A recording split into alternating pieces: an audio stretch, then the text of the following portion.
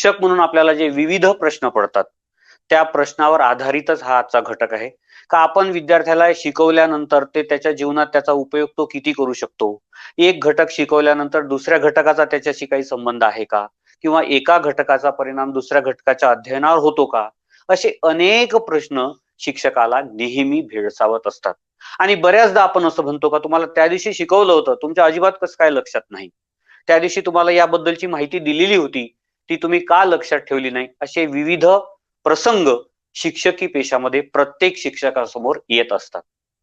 त्याचंच उत्तर म्हणून अध्ययन संक्रमण, द ट्रान्सफर ऑफ लर्निंग, हा टॉपिक आजच्या तासामध्ये आपण घेणार आहोत. यामधून ट्रान्सफर ऑफ लर्निंग कसं होतं,